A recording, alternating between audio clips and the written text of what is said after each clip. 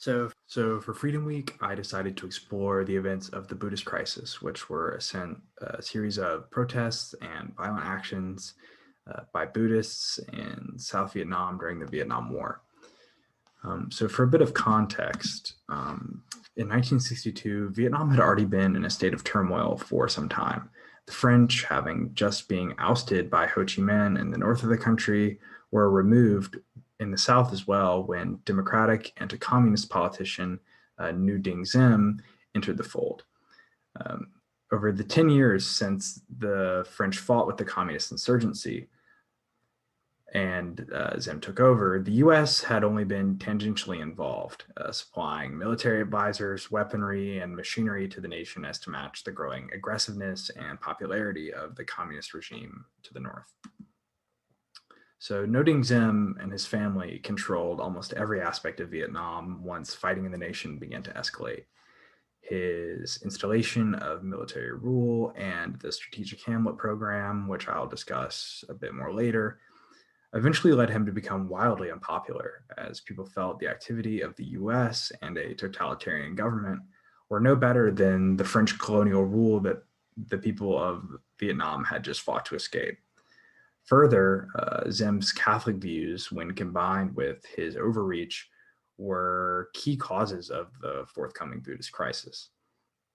As his power extended further, so did grow the attractiveness of the communist message, as they were promising a more equitable and fair Vietnam, especially in the face of such dramatic poverty in the nation. This growing dissent among the people of South Vietnam towards communism was answered by Diem and his brother New with brutality and further restrictions of the people's freedoms during wartime. Nowhere was this more apparent than Diem's treatment of the Buddhist population within South Vietnam. So Diem's brother, Ngo Dinh Nhu, was the strong arm of the Diem regime, operating a secret police force made up of army officers and high-ranking officials that pledged their allegiance to the family. This force was tasked with rounding up communist defectors and sympathizers in South Vietnam. Thousands were executed. The only problem being this force had no real way of knowing who a Viet Cong was and who was not. For every Viet Cong member they shot in South Vietnam, one enemy was killed. But for every innocent man they tried in their kangaroo court, 10 enemies were made instead. Further, his expansion of military rule through the strategic hamlet program intended to protect people in rural areas was reminiscent of colonial rule and made the regime even more unpopular. You can see above a picture of New, a picture of one of these strategic hamlets. And as you can see, the conditions were, pretty horrible. It was dehumanizing, and, these areas that were made to protect the people actually kind of made them feel, like I said, dehumanized, and also made their quality of life just, horrible. So the Buddhist crisis began with Buddhists in South Vietnam, as I said, being unhappy with the situation in the country for some time. The Diem government had shown favoritism towards Catholic officials throughout the beginning of the war. But beyond that, the expansion of the war itself was troubling to many Buddhists. Buddhists in the nation were particularly anti-war. As we know, nonviolence is one of the tenets of Buddhist practice.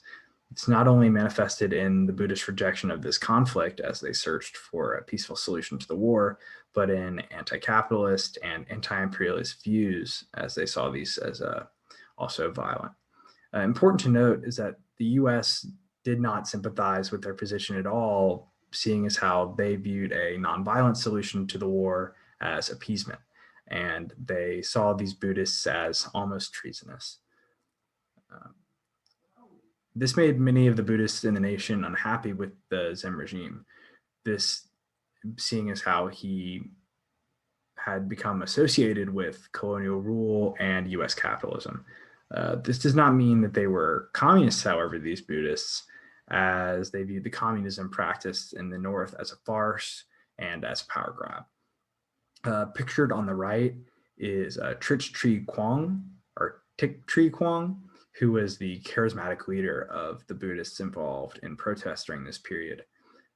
What many see as a flashpoint for the unsettled Buddhists at the time was the reinstatement of something known as Decree Number 10, which was a French imperial era policy that defined Buddhism as an association rather than a religion.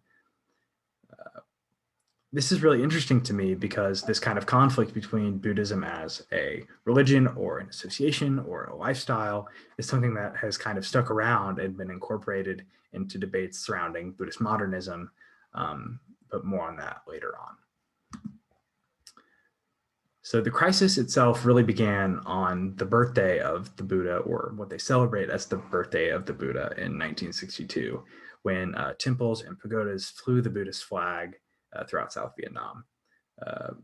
That said, members of the South Vietnamese army and Dim's forces tore these flags down as Diem saw the flying of these flags as dissent, almost equivalent to them being communists.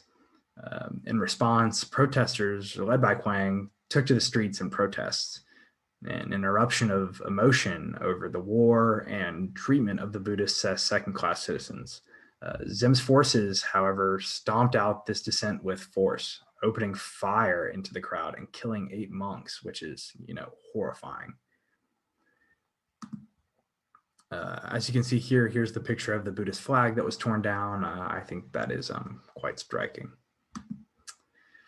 One of the most lasting and iconic pictures from these series of protests and the Vietnam War generally is a picture of Trich Quang Duc, who set himself ablaze in protest of the violence used by the Diem regime against the Buddhists.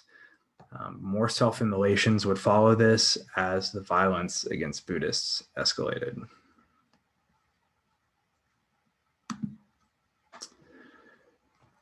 In response to the growing protests by the Buddhists, Diem feared for his control over the country and his reign, and decided again to crack down now even tighter on these Buddhists.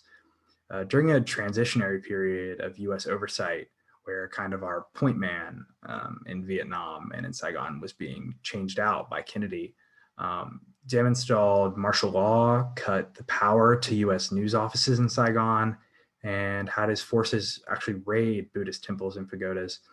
He even shut down all the schools since there were so many student protests.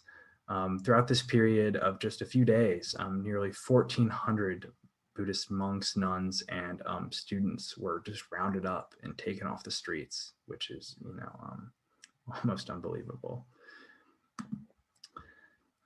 Following a massive outcry from the Buddhists in the nation and the now worldwide recognition of their plight, thanks to the fame and infamy that the photo of the burning monk gained, the United States was actually forced to reassess their position within Vietnam, which was kind of a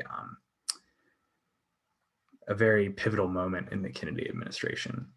In doing so, their decided course of action was to support a coup through the CIA, which overthrew the Diem government and actually ended in his assassination.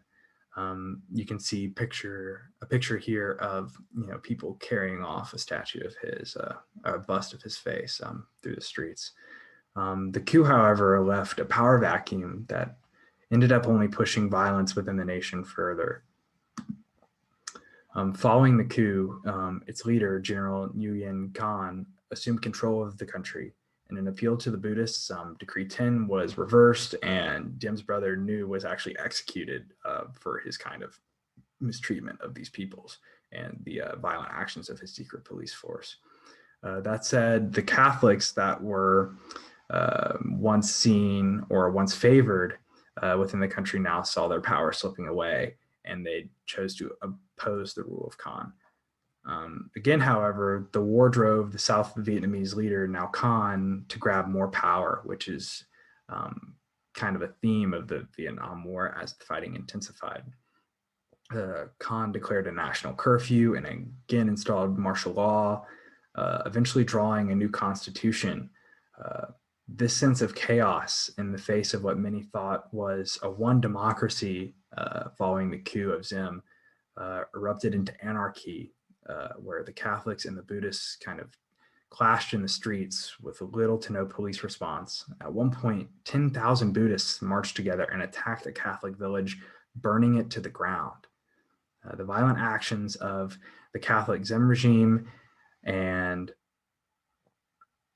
the Buddhists now left South Vietnam in shambles with no real government in place, as Khan saw this violence and actually stepped down. The US was the only stable presence in the country left to lead. With the placeholder government established in the wake of Khan's resignation, effectively becoming a puppet of the United States. This is really tragic and unfortunate considering the ideals and the values that the Buddhists had been fighting for. And also the US's, publicized or proposed mission in South Vietnam. In conclusion, first, I'd like to note that this is in no way the whole story. The Vietnam is not only my favorite piece of US history, but is one of the most complex and deep events in it in world history. The forces on the move to create these events are in no way all covered here. Further, this is just the tip of the iceberg. In the end, the crisis, the protests, and their aftermath tell us a lot about Buddhist ideals, how far these people were and are willing to go to uphold their beliefs, and it highlights the irony of the US savior complex. It speaks to elements of Buddhist modernity, including the collectivism and political ideals that have kind of been brought to the forefront in more westernized modern forms of Buddhism when they speak out on issues like climate change or anti-consumerism. Further, this crisis in political violence speaks to the over-romanticization of Buddhism, and that even those who preach nonviolence and dedicate themselves to living by it are in reality not above the conflicts of this world and of a nation in crisis. More than anything, I believe the crisis is an important lesson regarding the impacts of US overreach and hubris when attempting to save other nations. Beyond this, the Buddhist anti-war protests in South Vietnam in many ways preempt the anti-war movements in the US in the late 60s and early 70s, as well as a coinciding movement towards Eastern religions that was happening at the same time. I think that two-way influence is incredibly interesting and ironic considering the South Vietnamese Buddhists' ideological feelings about America, our capitalism, and our war taking place in South Vietnam, not theirs. Overall, I'm really excited about what I learned over Freedom Week, and I will definitely be carrying, what I learned here with me, and I hope it was just as informative to you and, I don't know, maybe the class. Thank you.